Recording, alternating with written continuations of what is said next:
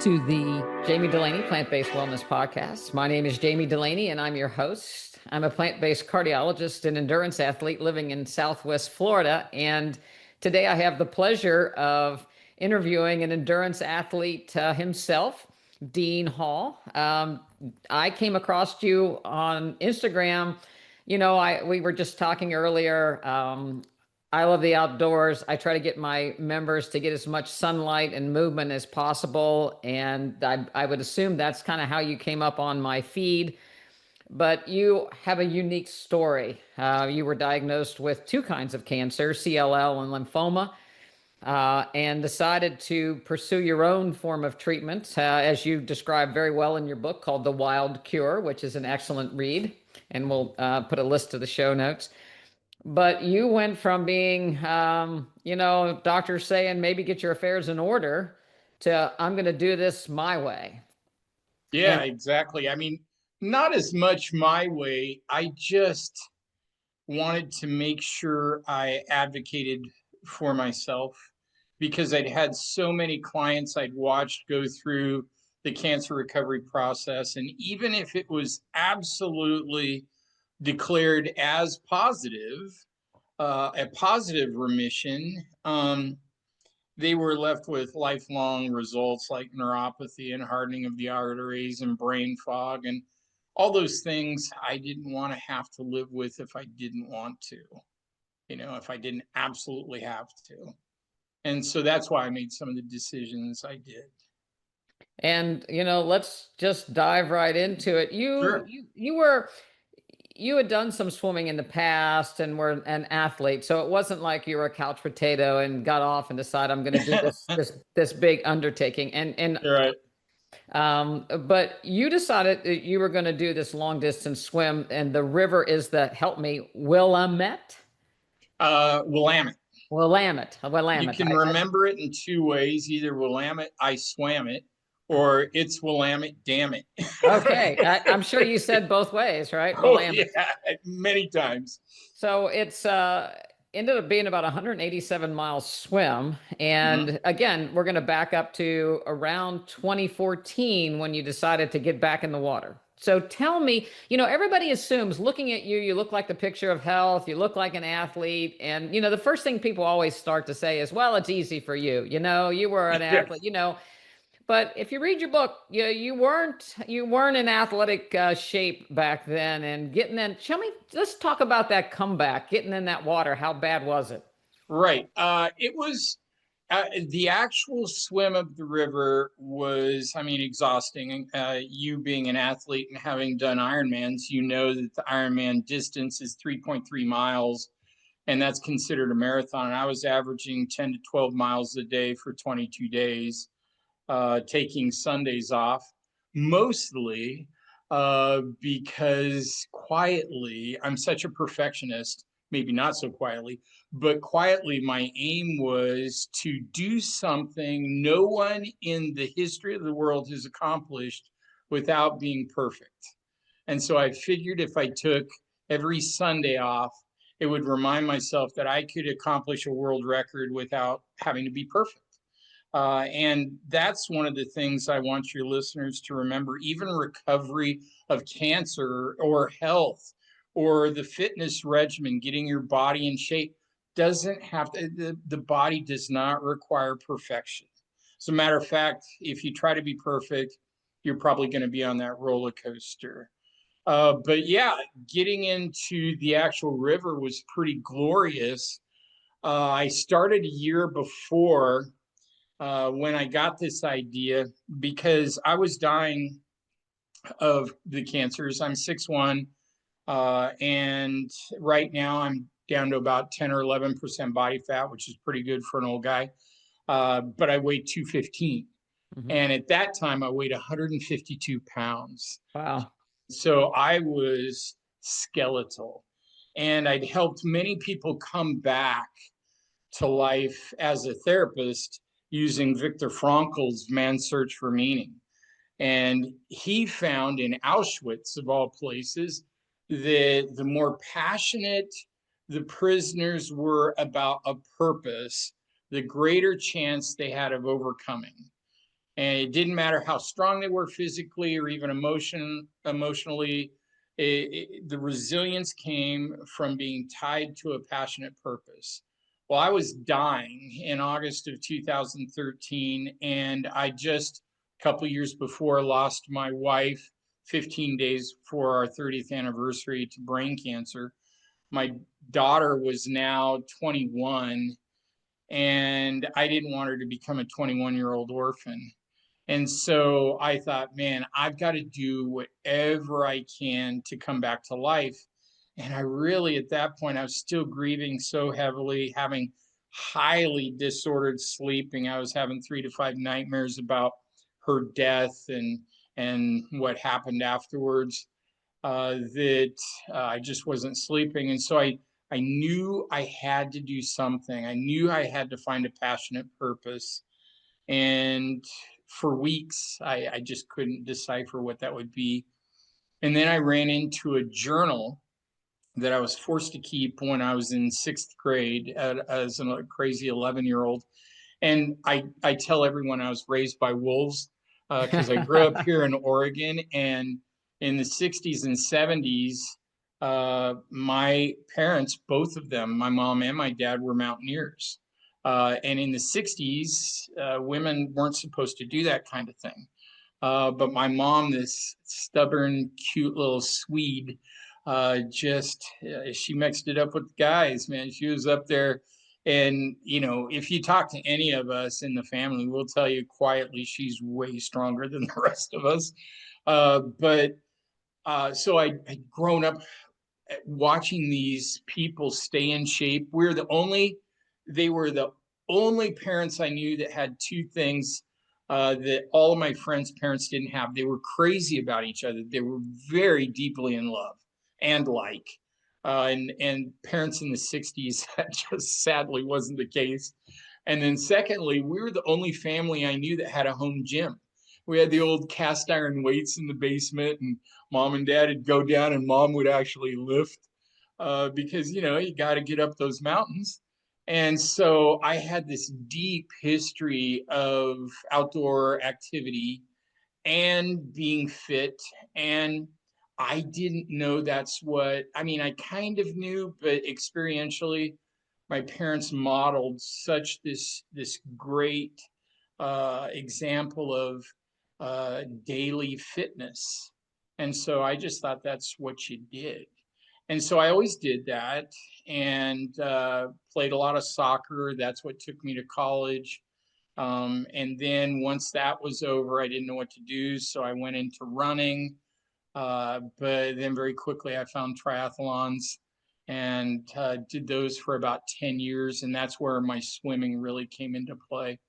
I was usually my triathlon experience was really interesting. I'd come out in the top 10 or 15 out of the water in a mass start, and then I'd pass everyone on the bike, and then everyone pretty much would pass me on the run.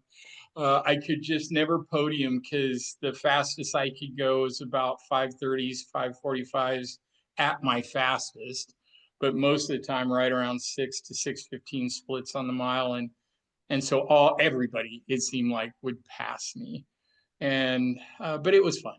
I really enjoyed it. And I, of course, as you know, did thousands and thousands of miles of laps. And so it just became a part of who I was. And so when I was looking for this meaning, this purpose, I ran across this journal, and it reminded me of the boy I was.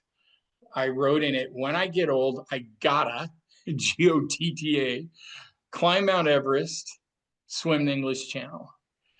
And just this electric shock went through me. I'd forgotten that's all I wanted to do. My parents knew a couple men who were sponsored by National Geographic and sponsored adventures. And I thought, wow, that sounds fun. And then in the name of responsibility, I just pursued other things and became fairly suburban, quite honestly. But that reminded me of those wild dreams. And so even though my doctor not only said no, but hell no, into me getting into a public pool to start training, because my immune system was so depressed, I thought, I'm dying anyway. I actually blurted out, I'm not going to die on a couch watching Wheel of Fortune. If I'm going to die, let me at least die in a pool or something. And he's like, okay. And so I did. And this was 3 years after my first wife died. And it was the first time in 3 years I felt like myself. That muscle memory came just pushing off the wall the first time. I thought, oh, there you are. Yeah. And even though I made it, I was so sick that I thought 10 laps is going to be an enormous ask of my body for the first training session. But I'm going to do it. I don't care how long it takes me. 10 or 11 laps takes me 8 minutes or so. Took me over an hour. and then once I got to 10, my dad pushing us to be mountaineers, he'd push us to our end, and then he'd say, okay, do one more. And so I did one more. So I ended up doing 11 that first day, and then every day tried to add just one more lap. And that was my training, and I did that for a year. Pretty soon I'm doing hundreds of laps. Well, not pretty soon, but after 100 days or so. And that was the hardest part of the journey, still being sick, still not knowing if I could develop a team or get everything going, still not really knowing the river well enough to know if it's even possible, and still believing in that dream. But yet putting in the laps. It's extraordinarily difficult to push off the wall, come back. Okay, lap one, 148 to go. It's just, it might sound easy, but it's insanely difficult on the brain, because the brain, especially when you're that sick, the brain's like, what are you doing? This is nuts. And I got used to not telling my family or friends what I was doing, because they would echo that. Yeah. So that's kind of a little bit about my background and what got me there. Yeah, it's quite extraordinary. Because anybody that's come back to start to swim again, it's just not easy picking up. Even an accomplished swimmer, it's cardiovascular, and if you're sick, it's last thing you want to do is hold your breath. So Right. then, I'll push forward. I think it's fabulous that your parents got on board with this, and your Yeah. dad became the kayaker, and you guys decided that you were going to do a practice run in the Willamette. I'm going to screw it up every There you time. go. No, that's great. But Well, in the river, and one of my favorite parts of the book was you decided that you're going to be this macho man and you're going to get in the cold water and do it. yeah.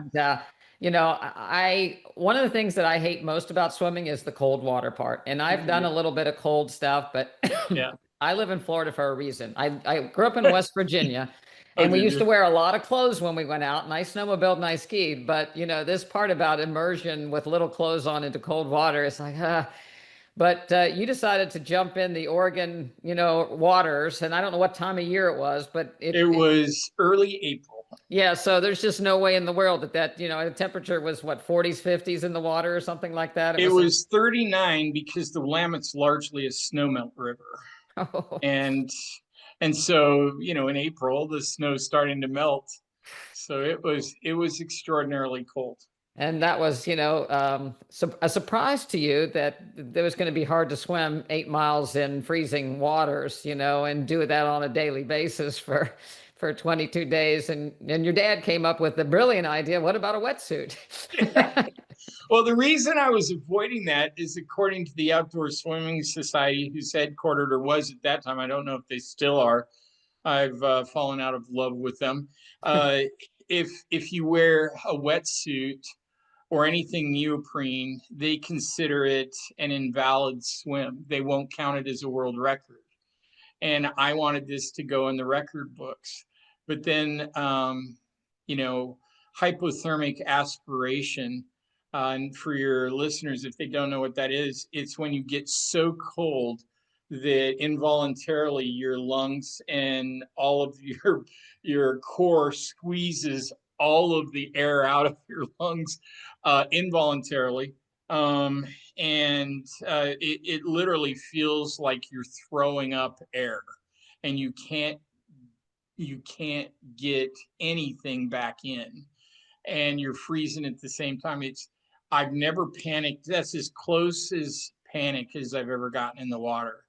And that was the first practice swim. So a real confidence builder. Yeah, not so much, but we'd become really good friends with Travis Williams, who was the head of the Willamette River Keepers and Environmental Association. And I called him up and I told him, man, he was interested to see how the first practice swim went. And he had mapped, he was so intimately acquainted with the Willamette. He had his master's in environmental science from Johns Hopkins, and just quite an outdoorsman, brilliant man. And he'd mapped the whole Willamette. And so we were using his maps. And I told him what had happened. And he said, Dean, is that why you're doing it? You're doing it to get in the record books, or you're doing it to inspire other people to refuse to be defined by their diagnosis? What are you doing here, buddy? He's like, are you really that interested in having little gray-haired old men in London sign off on you? And I thought, oh wow, that's a great way of putting it. And then my dad's like, yeah, put on a wetsuit, you dummy. So I'm like, oh, okay. And we went back that very next week, did the swim, did it easily. Yeah. So again, one of my Ironman, I've done Ironman Chattanooga several times, and it's actually a downstream swim. And swimming was never my best suit, but when you're going downstream, it does help.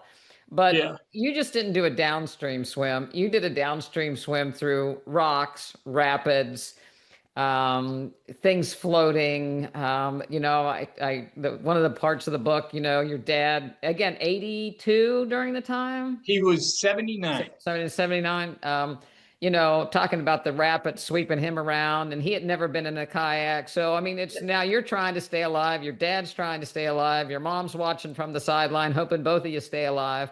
And you're trying to do 10 miles a day on average, doing all this and not get killed. And what was it, the second day of the swim, or was it the first day that you bounced off the rock so much that you bruised yourself? That was in the first 45 minutes 45. of the 187 miles. So, I mean, you're really starting out good. Hypothermia, yeah. and then you get a wetsuit. Now you're going to bounce off of rocks. Right. Yeah. Yeah, it was class 2.5 rapids, which isn't much in a kayak. But when you're in it without a kayak or a life vest, we had two expert guide boaters the first 6 days because we had several rapids like that, especially the first day we had two over 2 point rapids. And they'd never seen anybody come through it without a life vest. So they told me to take the rescue position where you're on your back and you got your feet up. Problem is that put my rear way low. And man, I'm just hitting all these boulders. And finally I thought, okay, go to your side. And I made it through. But I thought after the first real impact with the boulder that maybe I'd fractured my hip. Because I hit so hard and it hurt so bad. Thankfully, when we got to the riverbank, I didn't tell the guides, but I told my dad, I said, man, I took a hard shot. He's like, you okay? And I said, I don't know. And I stood up and I could put weight on it. So I thought, oh, okay, I'm fine. And the type of swimming I do is called total immersion swimming. Love it. That way, you hardly use your legs at all because they found that they just create drag. And so I put my head and shoulders deeper and it pops my legs up behind me to create less draft. And then I just barely flick every now and then, my feet. And so I knew that I really didn't need my hips. And so if I could withstand the pain, even if my hip was broken, I could probably keep going. That was my thought. Well, and the other thing that I thought about during that section was with CLL, chronic lymphocytic leukemia. I thought, well, his hemoglobin is probably not good, and I don't know what his platelets were. So you probably were very high to bruise anyway. So Oh, yeah. you didn't have much reserve. I'm sure your doctor would have not, nobody would have wanted to look at your hemoglobin after that, probably. So, and hemoglobin, you carry oxygen. So after 45 minutes, you really decrease your oxygen carrying capacity, most likely. So you really, you gave yourself another rock in your pocket, basically, to start the swim. So again, Right. it's not easy. No. Um, I think the other thing, so as you went along, and there were, many, I won't give the book away, so everybody will read the book entitled, Well, but spoiler alert, I lived. yeah, you lived. Yeah, yeah, exactly. You did live, and 187 miles later. But during that, you went from somebody that's going to accomplish this feat to show other people that they can, and then all of a sudden, your relationship with the outdoors changed. Absolutely. Even as much as I was immersed my whole childhood, because all summer long we were doing nothing but hiking and climbing in the Cascades back in the 60s when very few, I mean, we'd go out and after we got about 15 miles out, we wouldn't see people for days. And so it's just this idyllic time for me. But even with that, I just still saw all of nature as a resource or a recreational environment. I didn't have what I would call a considered relationship with the outdoors. I saw myself as above all living beings and as if they were inanimate, and that changed dramatically throughout the course of the time. When I started the swim, day one, it was the Willamette. After about day 3 or 4, it became Big Blue because I was dancing with it all day long. It was moving me. I was moving with it. I was learning from it. And then day 6, I had just one of the most incredible experiences of my life where Dad stopped me. We were going through this long, about 1-2 mile corridor that was fairly straight and lined by 100-foot Douglas fir trees. So it Hmm. was just this beautiful corridor. And we came by an eagle pair, an adult eagle pair. And as soon as I swam by them, they started circling me. And he stopped me because he thought it was cool that they were above me, circling me, and he wanted me to see it. And of course, Dad being Dad, he's like, "Ah, you probably smell like a big fish. They're coming in after you." And we had a laugh. But as you mentioned with my hemoglobin, I'm wondering, I've always just considered it part of the hypothermia, but I'd have to stop about every 45 minutes. And now you've added another layer of perhaps understanding why every 45 minutes I go into pretty deep hypothermia, where I could feel thrombosis, where my internal organs were banging against my rib cage, and I'd start to slur my words and not think real well. And so we'd stop, and I'd have to get out. Get this, Jamie. I'd have to get out, run in place, and do jumping jacks to warm myself up from the inside out, eat and drink as much as I could without throwing it up, and then get back in and do it again. And I did that 8-10 times a day. But every time I would stop, the eagles would roost. And then I'd get back in and they'd fly and circle me. This lasted for over 3 hours. And then a newscast, a bunch of a reporter and her cameraman stopped and interviewed me, and they circled us the entire time, and they even noticed it and filmed it. And then as soon as we were done, they kind of swooped down and then took off. Hmm. And there was just something that happened in that moment where everything changed for me. I felt connected not only to the eagles but to the river in a very much deeper way.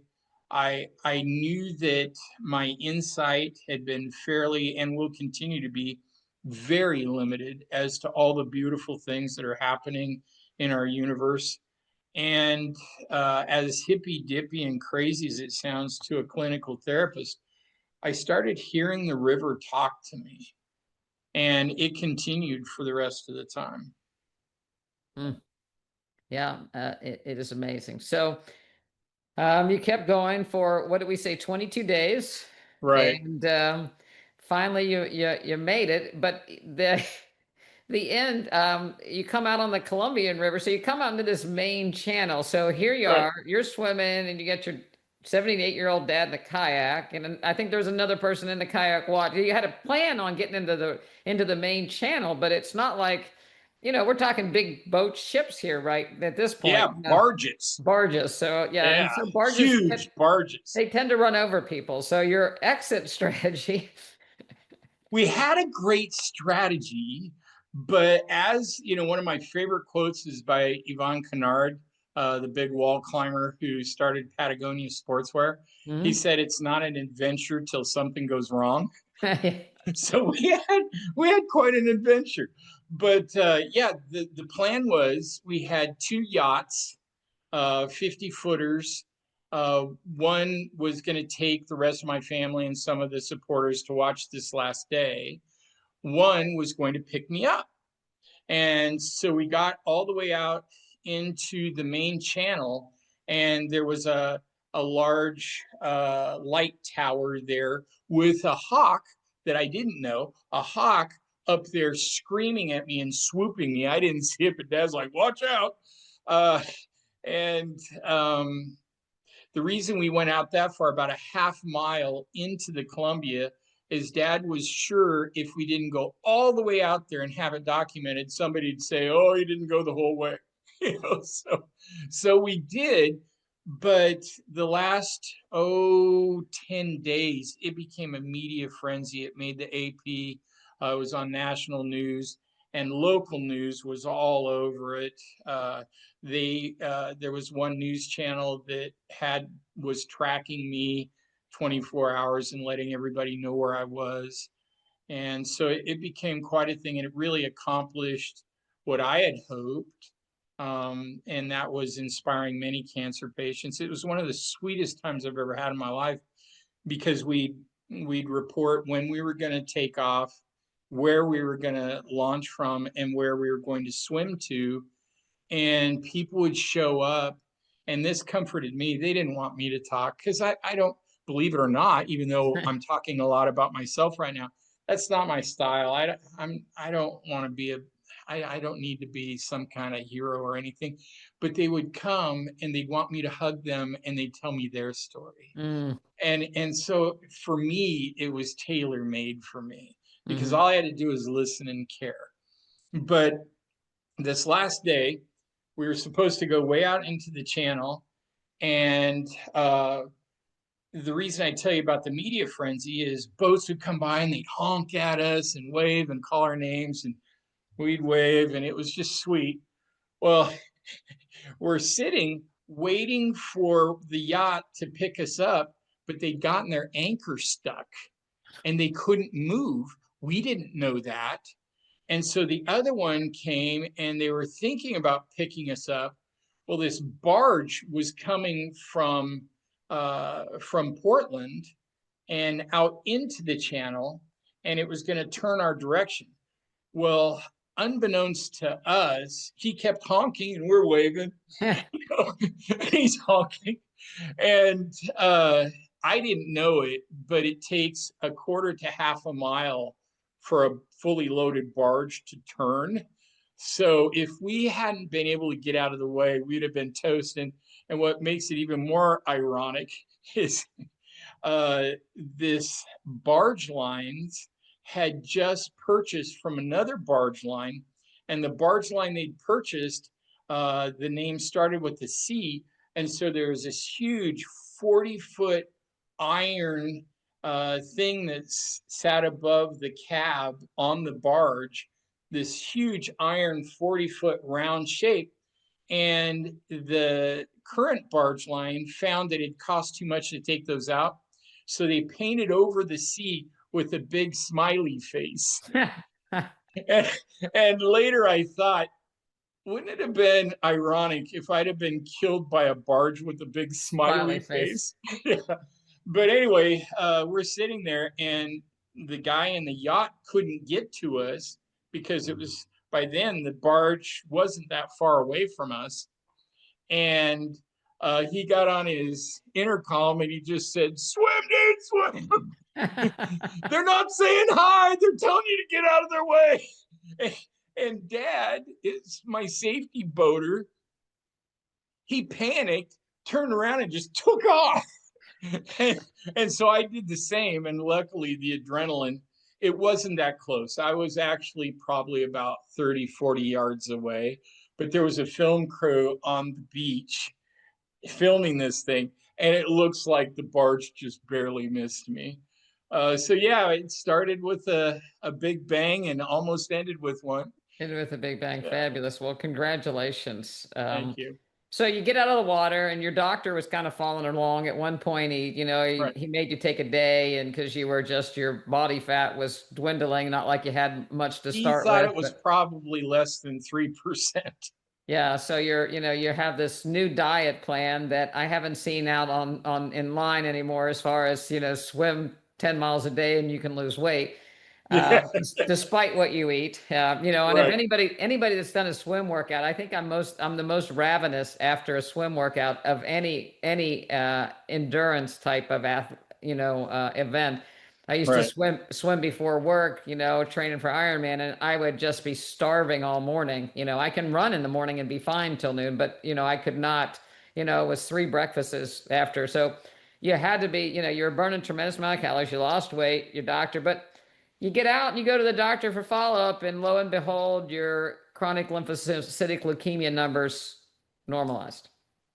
Not only normalized, but he really couldn't find many lymphocytes at all. He came. He scared me to death.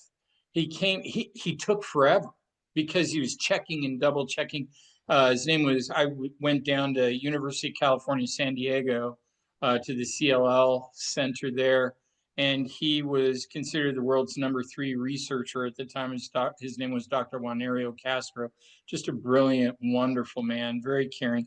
He would take, since I was flying down there, he'd take an hour to an hour and a half with me each time. Who does that? I And do. so, oh, well, yeah, of course you do. Who besides you two? But yeah, I just adored him. But he was gone forever, which made me really nervous because the only time I'd experienced that was when I'd been diagnosed or when my wife had been diagnosed. And so I was getting more nervous, and I was there all by myself. No one was with me. And so that made it even feel a little scarier. And he came in and he said, "Dean, I don't know how to tell you this." And I almost threw up. And he saw my reaction. I just turned white. I started sweating profusely. And he looked up. He says, "Oh, no, no, I'm so sorry. I'm so sorry. I Good. don't know how to tell you this. I can't find it. I can't find any, hardly any lymphocytes. Your blood platelets look normal." He said, "If I hadn't diagnosed you myself, I would think you'd been misdiagnosed." Because, as you know, with CLL, the Western medical lore is that once you have it, it never goes away. You just have to manage it. And he said, "I've never seen, in 30 years, I've never seen this happen." Yeah. Yeah, so fabulous. You still had some evidence of abnormal lymph nodes. Yeah, quite a bit of evidence. And we both thought, not being compromised by the leukemia, the lymphoma would just dry up and go away. But it did the exact opposite. Of course, I was still really stressed. Mm-hmm. I was broke. I was paying off hundreds of thousands of dollars in medical bills because only 2 years earlier, I almost died from viral meningitis. And then I had my wife's doctor bills, still paying those off. And I'd given up my private practice, which was my one form of income. So I was in, a real financial strait by giving up my private practice and moving back to Oregon. And so I think the stress had a lot to do with it. But yeah, the lymphoma went nuts. There were over 70 lymph nodes that he marked and could identify just by feeling around my body. The two greatest of which were underneath my jawline. And then I had what I called my gravel pit right under my clavicle. And then I had what he lovingly called my hockey puck. It Hmm. was the size and shape of a hockey puck under my right arm. And those all swelled, especially the ones under my jawline, swelled to the point where I could barely turn my neck. And so once again, he wanted to do chemo and radiation. And once again, I said, well, nature healed me once. Could you give me 2 weeks? I'm going to Google everything I can to find out if there's anything that I could try to have nature heal this as well. And he just kind of shook his head and smiled and said, yeah, I'll give you 2 weeks, Dean. But these numbers are starting to get critical, and look at you, you don't look good. And that's a sign. So 2 weeks, in the 2 weeks, I found Dr. King Lee from Nippon University in Japan, his research on what he called forest bathing, taking men with cancer out into the forest to do a very sensory, very mindful walk, maybe even sit and just use all their senses and breathe as they meditate out there in the forest. And he found that there's an essential oil that's emitted from trees in forests called phytoncides. And phytoncides would boost the men's immune system by 50 to 200 times for 2 weeks. Well, I thought, I even told my doctor, I said, I'm not that smart a guy, but if he's taking them out 1 to 2 hours and it boosts them for 2 weeks, if I go out every week for 24 hours, maybe this thing will become exponential and really snowball. And he kind of shook his head. He's like, well, and he says, what are you going to do then? You're not going to do chemo and radiation? I said, no, I'd like to give it 6 months a trial run. And he just said, well, Dean, here are the numbers. And I said, what are the numbers where it gets to the point where it's critical and there's no going back? I need to do something. He gave me those. And I said, okay, if we get to that, I'll do it immediately without complaint, because I'm not non-compliant. I just don't want to do it. I believe chemo and radiation are the atom bomb, and you don't start a battle with the atom bomb. You end a war with that. And so I wanted to keep that as my last ace. And so I said, I'm going to try this for 6 months. And he gave me the numbers and he told me, okay, for a while, I want you to take blood tests weekly because I was that bad. And then as it went, I started getting better. My numbers started going in the right direction. I went to every other week, then once a month. And I started this May of 2015. And by March of 2016, my lymphoma was gone. Wow. Yeah. Yeah. Amazing. And it was, if not fun, and many times it was fun, it was just such a sensory rich, beautiful experience. And my life had been in such chaos for so many years. I would go out to the same place. I'd go up into the Mount Hood wilderness, about 3 miles up, and then about a mile off the trail where nobody was, where I found this what I called happy little grove or hollow of 100-foot pine and fir and cedar. And they just felt welcoming. And I'd hang up my backpacking hammock, sleep all night, and then stay all day meditating. And then I'd end up and get in a glacial stream, do a cold plunge, wash all my worries away, and go home. It became such a treasured practice that I've continued it. I've gone out every Friday for the last 10 years now. Wow. Yeah. I was gonna ask what the practice that you still do. And I know that you were contacted by, because you were doing some cold plunges as well in a tub, and Yeah. you came across, can't remember exactly the story, but they a guy has a prototype of a cold plunge tub that makes its own ice, makes it so you don't have to, visit the 7-Eleven every morning to get your ice. And so do you do that still? Yeah, yeah. The world's first cold plunge company, Morosco Forge, was out of Phoenix, Arizona, and I started my first cold plunge on intentionally was January 3rd of 2014. I thought, my body's still really sick, and I'm going to get in this snowmelt river. I better start. I better take 6 months to acclimatize my body. And that's when I found, and this was way before the research was out. I'd never even heard of Instagram at this point. Nobody was cold plunging for fun, and it wasn't a social media, craze by any means.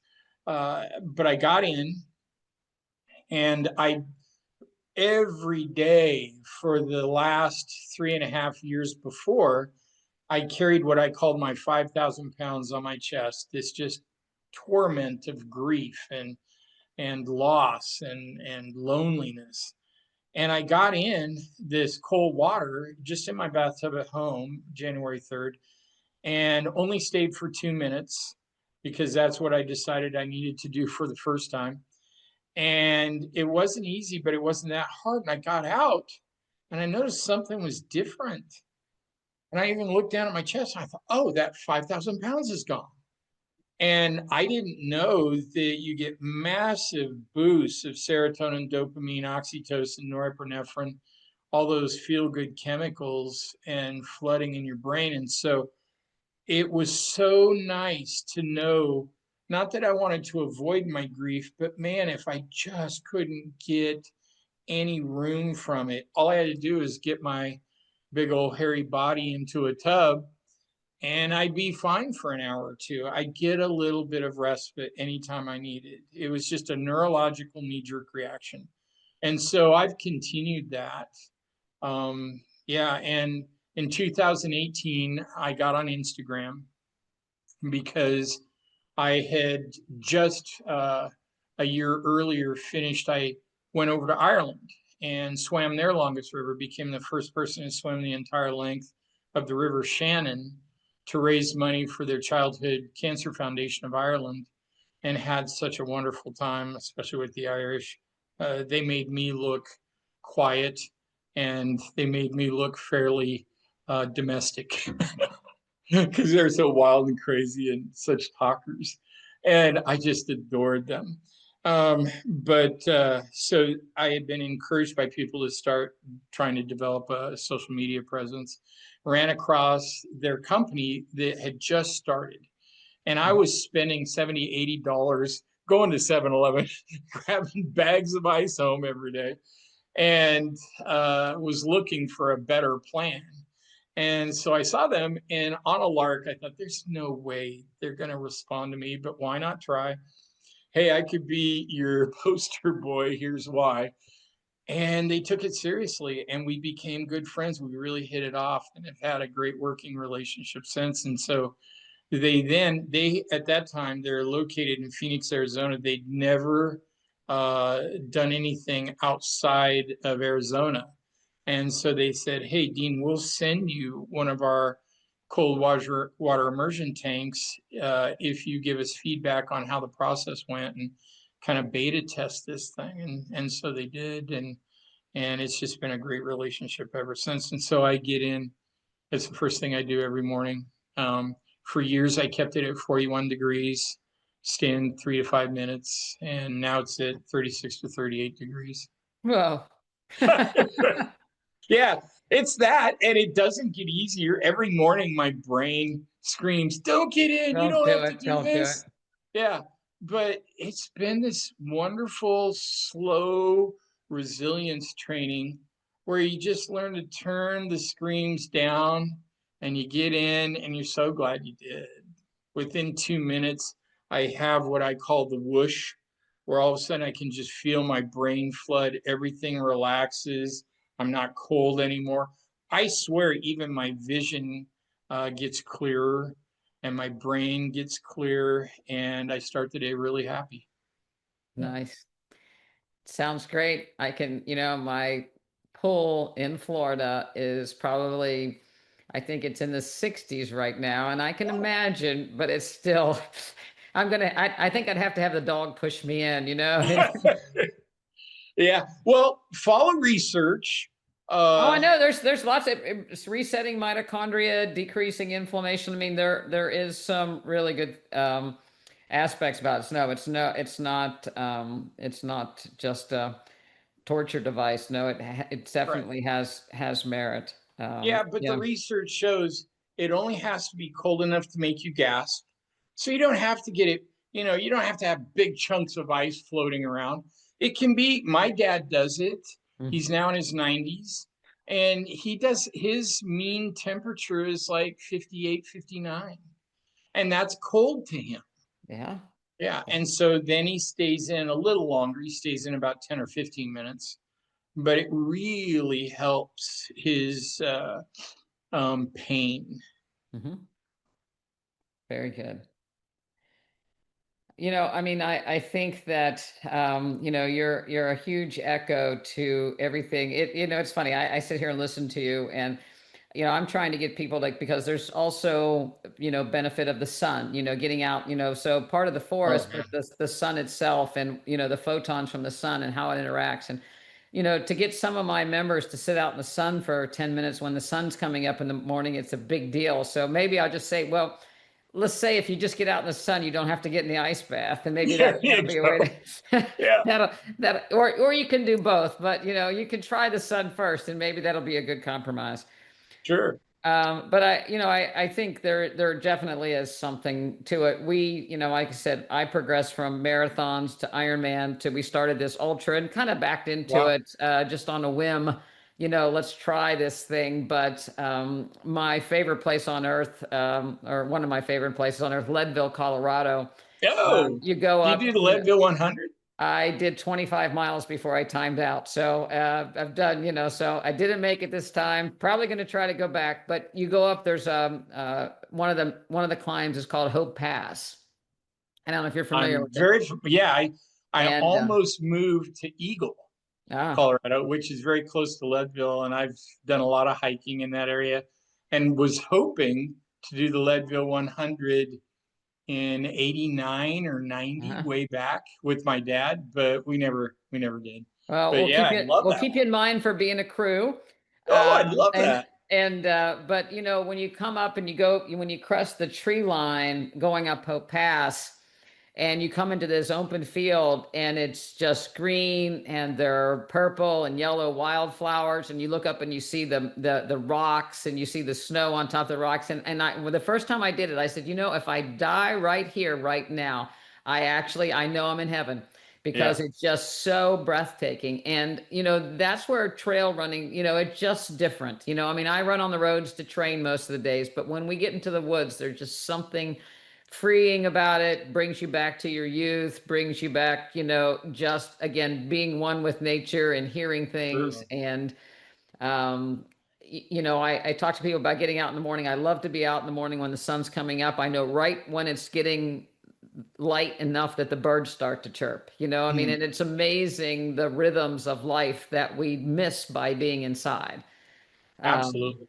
so I so appreciate you taking time to talk with me. It's been a wonderful Thank experience. you for inviting me. And I wish you all the luck in the world. And you give so much hope and inspiration to people that you can be in control of your health and your destiny. And your mindset is, and we didn't even get close to that, but your mindset is so much a part of it. If you think you can, you can, but if you think you can't, you probably won't. Exactly. And it's just great. So, I wish you the best of luck. I'll keep Oh, following you. thanks. We'll Oh, list you on Instagram so people can follow your experience and see you in the cold water and the book. And again, thank you so much for your time. thank you. I really enjoyed it. Thank you, Jamie. All right. Good luck. So, what's next? Where are you going? Where are you going to swim next? Yeah, don't know yet because right now I'm just really working. I've written in the last 2 years 3 different books that are being published, And that culminated in developing a whole new, as pretentious as it sounds, a whole new type of psychology called bio-wild psychology. Hmm. And it's everything we talked about. Rather than look at symptoms, I look at how much time people have been outside to recharge. Oh, Uh, it's so powerful. Yeah, I mean, same thing. Again, have you followed Jack Cruz, Dr. Jack Cruz at all? yeah, I mean, again, being out, we're not meant to be in these boxes. no, I've coined a phrase in the last 6 months I call synthetic living syndrome. I Yes. think that's why we're all so anxious, depressed, and addicted, is because we live in these concrete jungles in cardboard boxes, under artificial Send light. me links when your books come out, please. Keep me posted. Okay, we'll do. All All right. right. Thank you so much. Thanks, Jamie. Take Take care. Have a care. great day. You too. Bye bye.